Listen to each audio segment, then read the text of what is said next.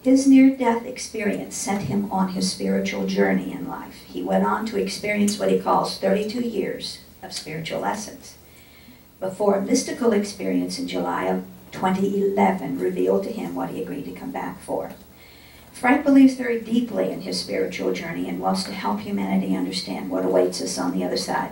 We're very excited to hear you. Do you have your own microphone, Frank? You do? Okay, well, I'll turn this one off. Okay. Please give him a warm welcome, Frank.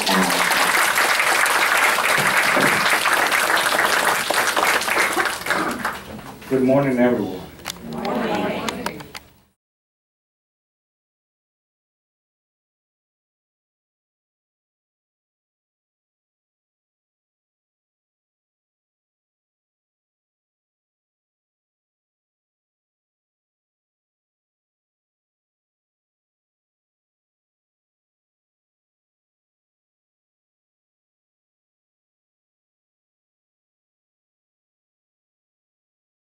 That's going to be okay, because that means that you're going to be paying closer attention to my words.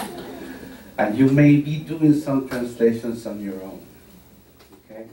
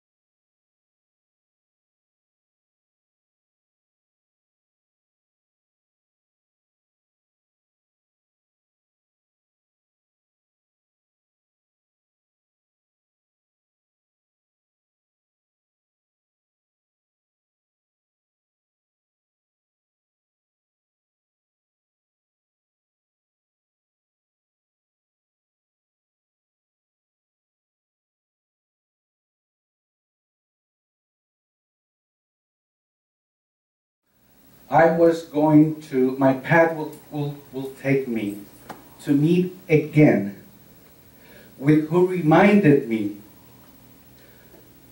through my son, as my son, and being my son, of an agreement that took place in 1979 before I came back to finish my work. And I'm talking eye-to-eye contact, by the way. But first, he answered all the questions that I had buried inside me that I couldn't get an answer from society. from 1979 to that moment. And before he left, he granted me access to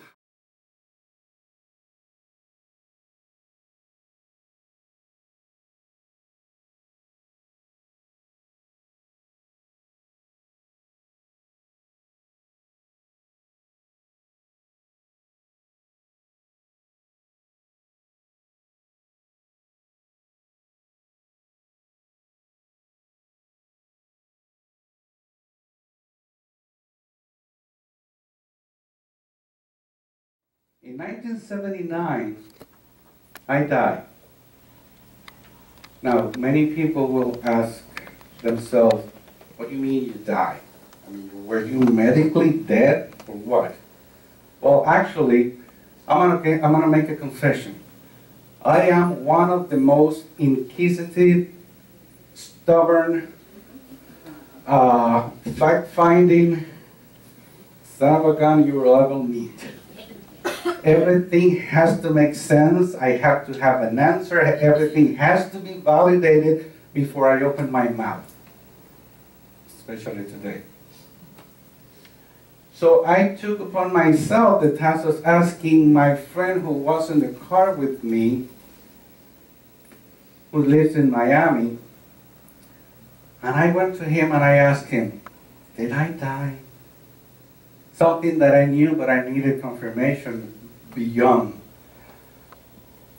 So there was a moment of silence. He asked me to go to the far end of the backyard. He lighted up a cigarette and he said, Frank, by the way, Frank is not my my nickname, but let's make believe that Frank is my nickname. He said, Frank, you were dead. And I said, but why didn't you tell me?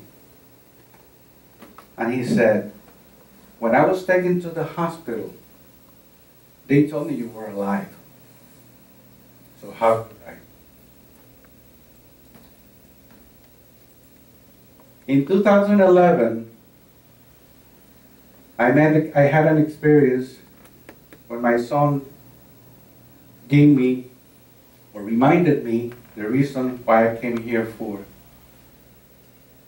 And when higher truth kicked in, then I realized that in the year 2000, me and my mother had a near-death experience, a shared near-death experience before she died. But I didn't see it because I was blocked by science. Later, in 2002, I had a near-death experience myself, and I saw the light. But I didn't see it because science, religion, culture blocked it out.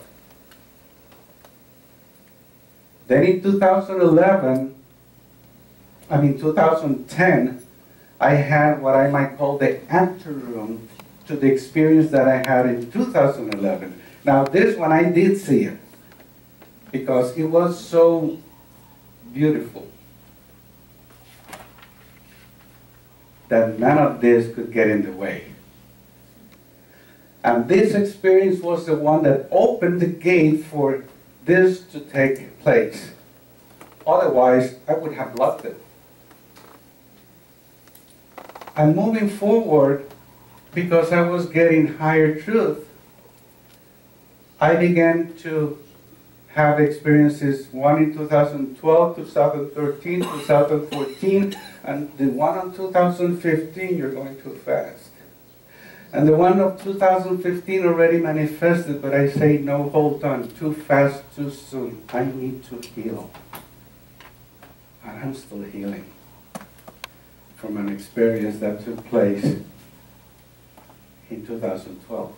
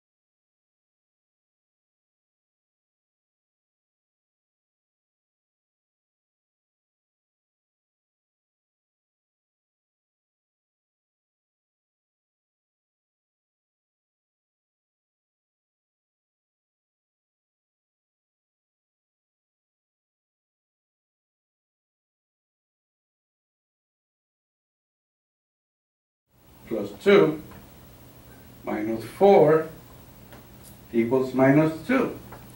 That didn't make sense, but it's higher truth.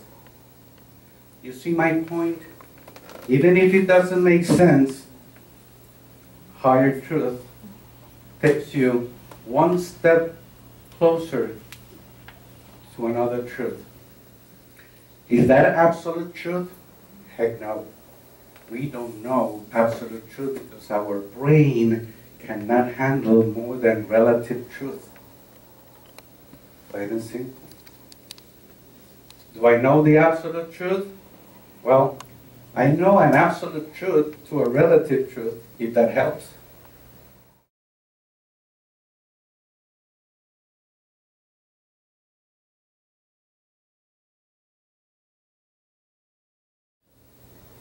Married to my lovely wife, right there, holding the camera. And I have 3 beautiful children, 3 professional children. Why am I saying this? Just to let you know that I'm not a dreamer. I'm not looking for fame or claim to be someone that I am not.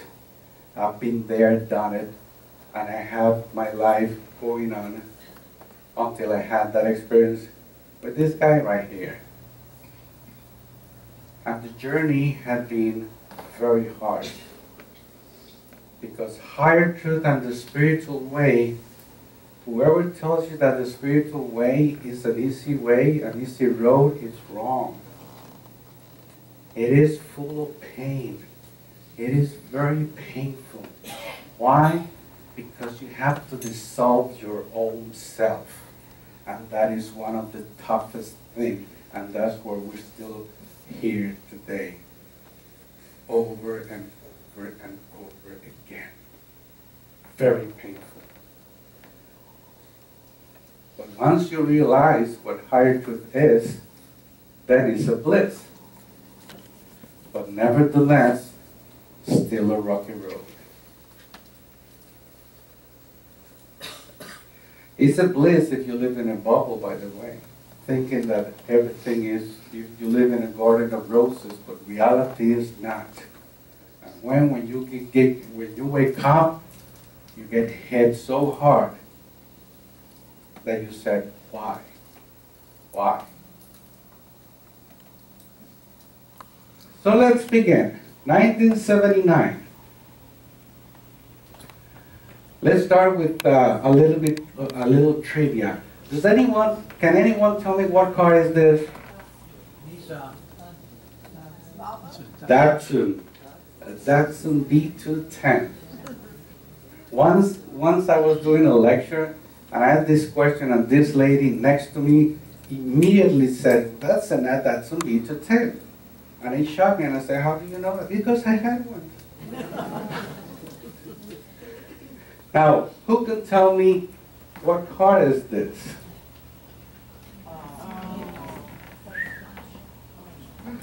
Does it make sense now that I was able to see my friend? I died and he did not. And I was right there. Still going too fast. To give you a better view of that car, the driver's side door ended up in the center console. Had I had a seat belt, I would have been cut in half. And that's why my friend told me that I died. And I died on top of his lap. And he knew I had died. Oh, just out of curiosity, broken pelvic bone, 3 broken ribs, a punctured kidney, a punctured lung. My kidney was almost cut in half. I lost my spleen, had it logically, I had exploratory surgery and blood transfusion. As we speak, I have a 5 centimeter tumor in my kidney. Science wants to take it out. I'd say you're not touching that, because I know why I had that tumor. So let me tell you how it happened, very quick, because I don't want to run out of time. It happened in this little, I don't know, Puerto Rico. Now you know where I come from. That's Florida, Puerto Rico, Florida. So I was young. I know it was July because we just graduated from high school and we were ready to go to college. So we decided to go to El Yunque National Forest, which is the toughest mountain in Puerto Rico. And it was a beautiful day. So we went up to the top. We decided to go down about 2, 3 o'clock because we wanted to beat the heavy traffic. So just to give you an idea, upcoming traffic in both directions, there's a median. You see these barriers? I wish they had those barriers because they were not. So what happened? Just to give you an idea, this is my little white car, this is my friend's car, and this is a puddle of water. What I didn't realize was, I didn't remember that that day I had a flat tire, so I was running on a flat tire. So then again, we were young and foolish, and I was speeding. And what happened was that I hit the puddle of water, I jumped the median, I got hit by one car. The upcoming traffic, once I finished spinning, I was T-boned by another car at 60 plus miles an hour. Just imagine the kind of impact that my body received, direct impact. As you see here the rear axle, that's when I was made spin, and then this is the front of the other car hitting me. And then it happened.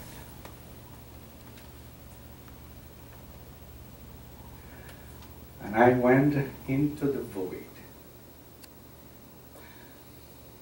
Not the void that people know, which is out in the cosmos, because that void belongs to the physical plane of reality, but the void.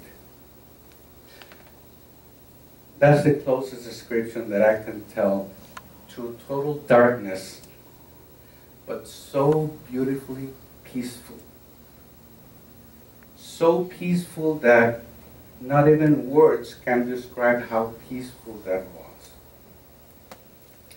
And I was myself. I knew I was myself. I was nobody else but myself. And I was surrounded by love and peace. Surrounded by beings all over, bathing me in love, bathing me in peace. But a love that does not exist here. It goes far beyond. And just by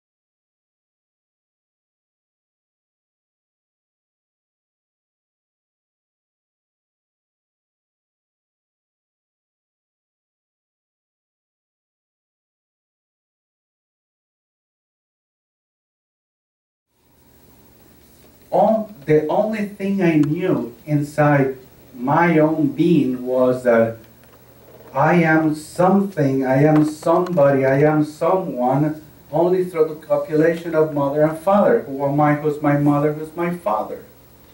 And then it made sense. It was the identification of my soul with the identity that I had built through my lifetime. And next thing I know is that I came back, like if I would have been sucked in through a tunnel, like turning from a juicy grave to a raisin in no second, and I began to feel my body aching so much that it was almost unbearable. And that's when I opened my eyes and someone was taking me out of the car. By the time that I had the accident, and when they took me out of my car, when I opened my eyes, it was already dusk. So I probably was there for about 2 hours or so. And they didn't dare to touch me because they said that I was convulsing profusely. And no one dared to touch me because I was convulsing non-stop.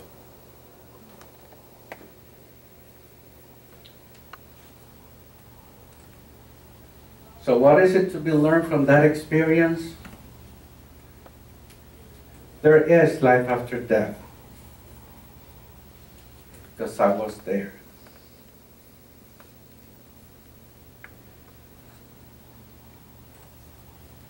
Another lesson, you will still be you. Even if you read it, when you die, you're not going to become an angel or a ghost or a spirit or a higher supreme being. You're still going to be you. You're still going to be you. And another lesson, that there's a new definition for love and peace.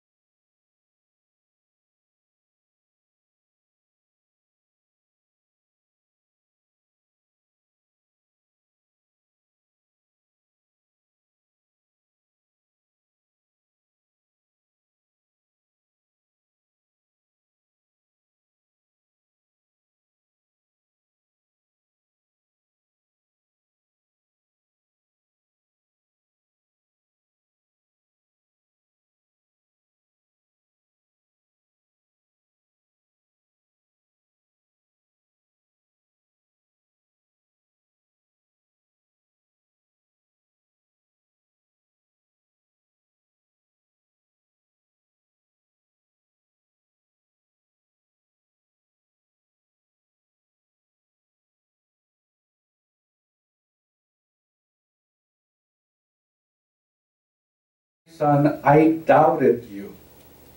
Now I know the truth. Get me a lawyer. I need to do some changes. And trust me, I complied. I didn't ask questions. I went to a lawyer. The lawyer had to go to the hospital, which is something that was extremely hard to do. But he was able to go to the hospital. And we did all the arrangement. To make the long story short, it just happened that one of my relatives made her sign a written testament totally biased. Had she died, I don't want to even think about it. But she gave me the power of attorney. I sold the house. With the money, we decided to put her in a home care facility because she wasn't for a hospice. She needed something. I mean, I wasn't going to, it was her money. And whatever was left, we split it in equal shares. But my mother did not die of cancer.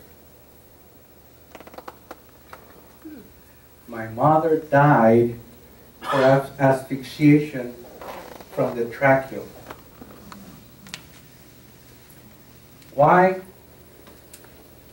Because I believe now, once I understand how everything works, that was blocked by science because the doctor could never figure it out, is that my mom went into a convulsive stage just like I did in 1979 when I died, and nobody dared to touch me because I was convulsing. Because I know that spiritually speaking, my body was being repaired just long enough for me to sustain the type of surgery I had to go through.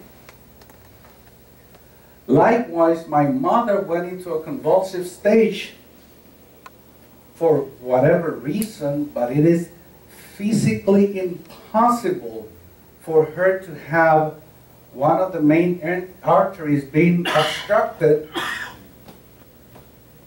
and having to last 1.5 months after that and not dying of that original cause. Because after that incident, she was very lucid, able to sign those documents, able to fight my relative, because my mom was very, very weak of character over that person specifically. And I could not believe how she stand up to her grounds and said, no, I'm not changing anything. And that, to me, that by itself was a miracle.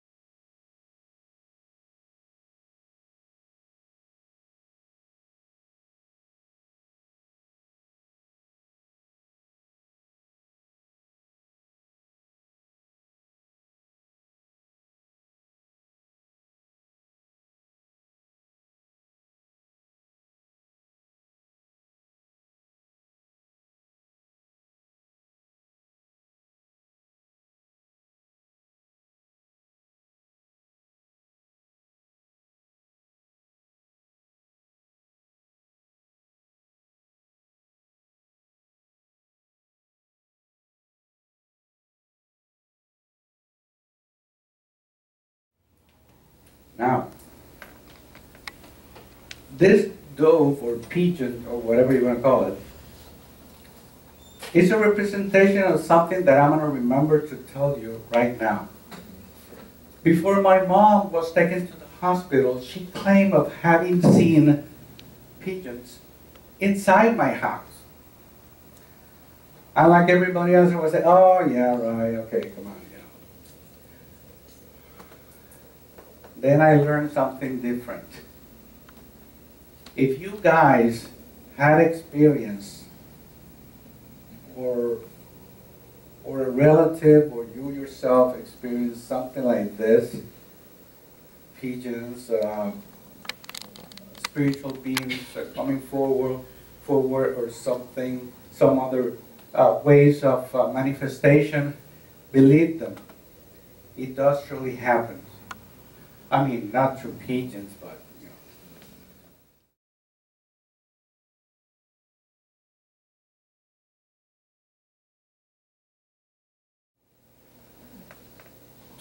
know. Everybody should know by now that computers' language, internal languages, are zeros and ones. That's called the binary language. Okay? Now, let's imagine, just imagine, that binary language brings you an image in the computer. So, because you cannot translate the binary language, it's been given to you through the brain of the computer, which is the one that creates the image. Now, let's believe, for instance, that the spirit world communicates to you through a binary language of zeros and ones. But those zeros and ones are actually intent.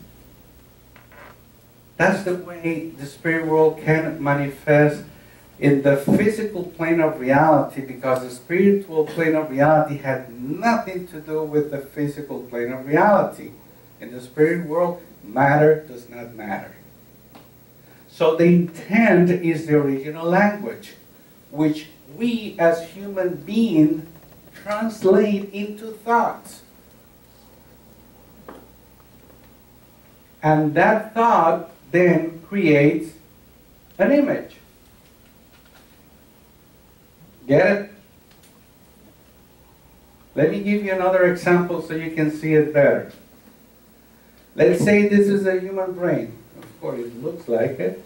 And let's say that the spirit world wants to communicate to you through the zeros and ones, which in reality are the intent. And let's say that the original intent is peace, for instance. That's when you see this, or this, or this, or this, or this, or this. Got it? Let's practice now. Let's close our eyes whenever I tell you to. And I'm going to give you one word. And you're going to tell me what's the first thing that comes to mind. Don't overwork it, and no cheating. If I say one word, don't tell me another word, because you're bypassing the lesson. And the word, close your eyes, and the word is serenity. Serenity. Serenity. Now open your eyes. What did you see?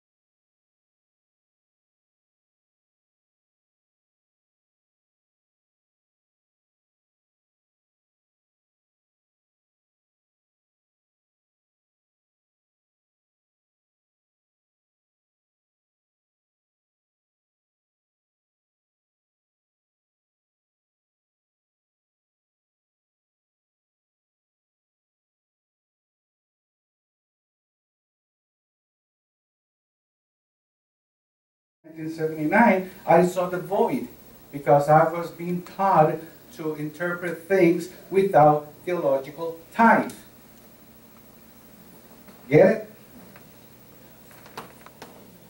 That's the reason why never question what somebody saw, because it is what it manifested. Look what you saw. I mean, who saw the grave? You did. Are we going to judge her for that? Impossible. For us, you're going to say, ugh. But for her, that was peace. That was her interpretation of peace. If it's not in accordance to ours, that's our problem, not hers. You see? The brain is the receptor. Everything is filtered through the brain. And if, for example, a spirit wants to call a name, has nothing to do with an image, trust me, it does, because how in the world can you know that it's a name? If it's not because it represents something that is a name. Make sense now? Sometimes it goes so fast that people say, no, I go through words. Not necessarily, because when I get what I get, I first get the image. Then I have the understanding, and then I put it into words. In other words, I can see the abstract. I see the abstract, the abstract is presented to me, I feel it, I understand it, and once I see what it is, then I put it into words. The brain is the receptor.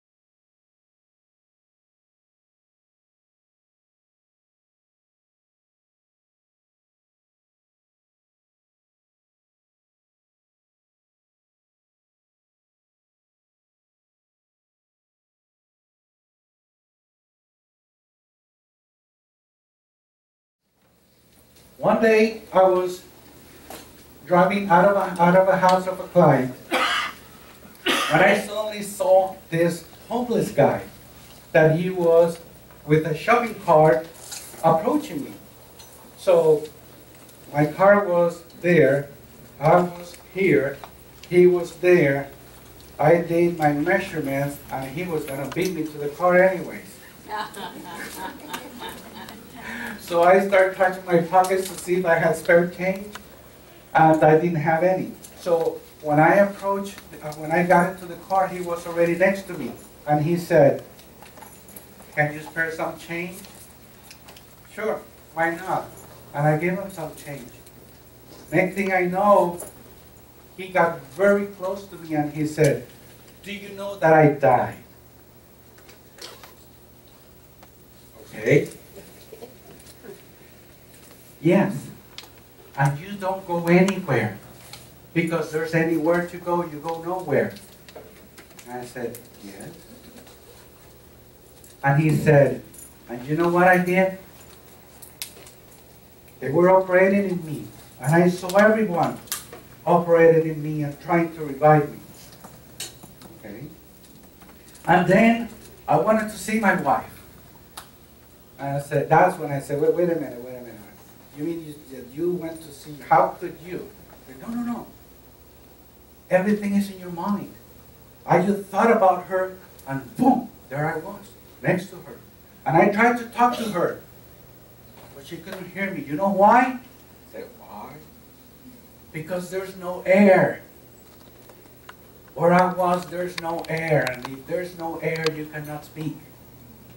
I said, okay. And then I wanted to see my friend, another friend of mine. And I went, boom. I said, okay. Then he said, "And do you know why I come back?" "Why?" "Because my blood was still warm." Okay. Next thing he said was, "And everything around is electricity." I said, "What do you mean electricity?" "Yeah, everything is electricity. Everything. Your cell phone, your car, your everything." And while he was talking to me, I was pondering about everything he was talking, and I was hearing this voice guiding me to understand him. And that's when I realized that what he meant was that we are vibration. And everything around us is an energy form of vibration. But in his brain, in his interpretation and his perception as a human being, all he knew was electricity. So he called it electricity. That's why you have to be careful with words and how you perceive things. You might perceive it in one way, but in reality it's another. Yet it's the same thing.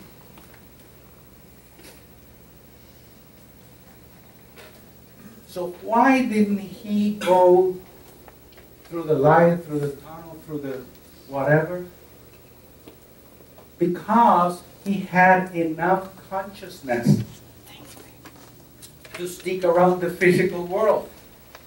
And when you detach from your body and there's enough consciousness, you're going to see all your surroundings. And you're not going to go to the other side. There's nothing wrong with it. It's just trying to understand the plane of reality you live in. Just like we believe that we are ourselves and that we are real, but we're not. Same thing. Same thing. So what did I learn from that lesson? But wait a minute, before that. Before he left, he told me, "I got to go now. But I'll see you again, because I have more things to tell you." And he took off. The next day, Mr. Analytical wasn't going to get just like that, go. I went the other day to the area because I knew that homeless people, they gather around the same area because they have no way of transportation. So I drove back and forth for hours looking for him, and I never found him. And when I headed home, an internal voice told me, You're going to see him again, but not as a homeless. So what is it to be learned? From that experience, I learned that an out-of-body experience is when there is enough consciousness to keep the soul connected to the physical body. That is why you see spirits around, that you have heard of lost souls, because you have heard of the word, they cannot see the light, they're entrapped in this world. They're just entrapped in the physical plane of reality they understand that exists. Nothing wrong with it, it's just that that's the way it is. And that I had to understand so I can see the whole picture and see a reason for everything around me, including an out-of-body experience. I know people that even while conscious, they just detach from what they call the golden whatever, the golden string or whatever. Silver. Because they have the ability to disconnect, yet they're still connected to the physical world. Make sense? Good. 2010, let's push it. One more. 2010, that was a beautiful experience that I had. And this is a story. My wife always wanted to meditate. And I always had a hard time meditating. So she told me of this place that they give free meditations. So we said, of course, let's go then. So first day we went there, we heard whatever the speech that they give, and let's do a 15, 20 minutes meditation. So the first day I go, okay, let's try it again. I go quietly for 20 minutes and then cling. Okay, keep trying. I have tried, I mean, you have no idea, endlessly. The second time we went there, same thing. Meditate. Nothing. Bling. But the third day, I was meditating at the same routine. 5 seconds. I kid you not. I'm not saying 5 minutes. 5 seconds before that little thing went off, I went into what I could describe through perception as a vortex, a spiral. And I went all the way down into what I perceived was vortex. And when I touched bottom, an internal voice told me, from now on, you are not going to learn from outside sources. Everything that you will learn moving forward will be from within. Bling. And then I go, you're kidding me. After all these years, all you gave me is 5 freaking seconds. And you're not giving me a time to question, to ask for more answers, to get more. I wasn't allowed to because they knew me better. They knew, whatever it was, knew that I was going to talk myself out of it. And my wife can tell you that I was pissed. I was driving home and said, how could it be? Can you believe this? Little did I know that that was the anteroom to the experience that I had in 2011. Can I push it? Go ahead. Keep on. Keep on. We'll give you 15 more minutes. Okay. That's the most important one, actually. Most important one, yeah. Yeah, thank you. Well, actually, it's not thank you, it's thank you. Because I don't know why people keep looking at the sky. when they have to look within. Because the non-existent plane of reality is within. Everything that comes from the flesh outside is creation. Everything. But that, if we go here, I can talk about that. So, this is what happened. This evening of July 7, 2011, I had solitude time with my son, with my 20-year-old son at the time. My wife was traveling, and my youngest daughter was at this people-to-people thing in Europe, so I had solitude time with him.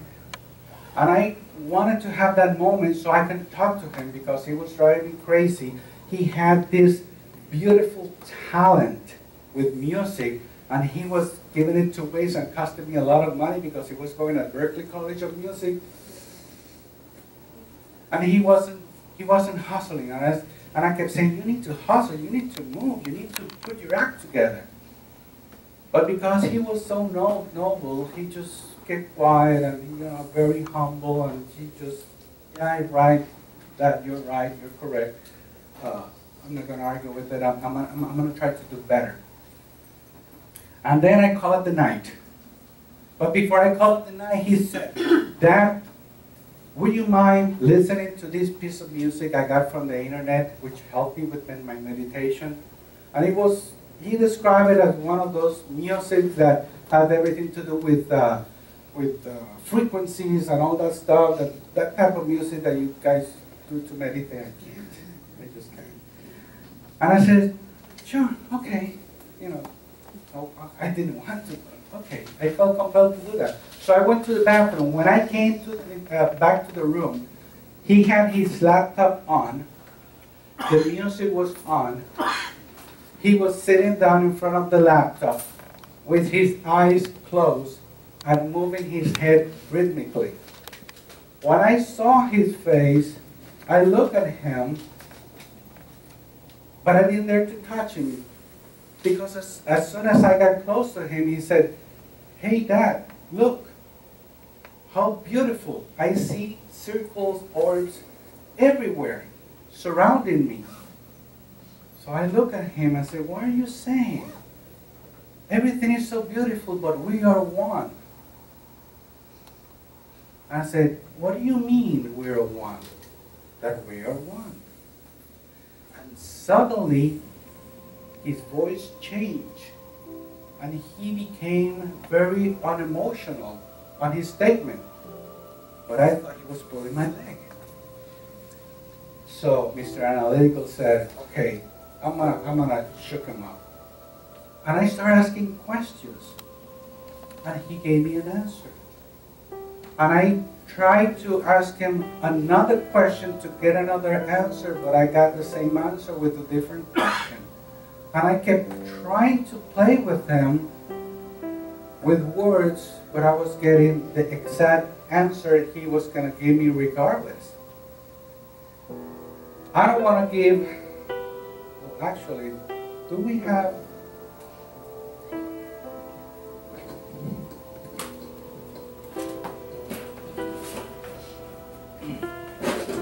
I got the book here. And I didn't memorize it because there's no point of memorizing whatever took place. But he said, I mean, we're one. And I said, and how did it begin? And he answered, an imbalance took place. So I asked, and how did such imbalance take place? It just came about. And why did it have to come about? Because an imbalance took place. And why did it have to happen? Because it had to happen. And how did an imbalance take form? Don't know. And that's when Mr. Analytical said, aha, I gotcha. And I said, well, aren't you supposed to know since we're one? And he said, yes, but not because we're one. We know everything there is to know. There are deeper things that are out of range for us to see. Remember, The human brain is limited. But I asked, but how is it that we got separated? Now, those are questions that I'm making from within. And he replied, it just happened. And I said, what is it that had to happen? Me trying to push in the envelope? And he replied, we got disconnected. And why did we disconnect it? Don't know. It simply had to happen. And I can keep going on, but let me help you here.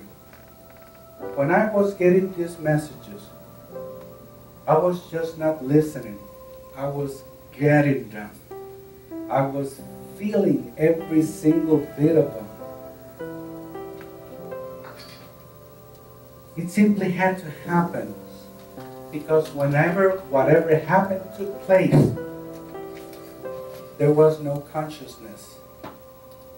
So no one knows exactly what happened because we weren't there. I can go deeper into that higher truth, but we won't have much time. But this is the critical part. It got to a point in which I found myself that every time that I was asking a question, I already got the answer before he did. And that made me feel so awkward, so dumb, so small. And I was extremely frustrated. And in my frustration, I went, I said, and why are we here? Out of a frustration. And then he stood up, turned to me, opened his eyes, and for the first time, he strongly said, don't you see, you and I agreed to come for you to help me do my work. Then he closed his eyes, turned around, sat down, began to move his head rhythmically, and I melted. Because that's when I finally realized what was happening and what was going on.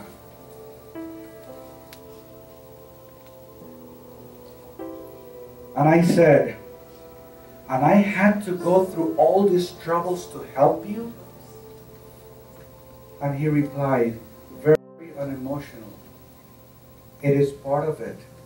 We are one. And while you help me,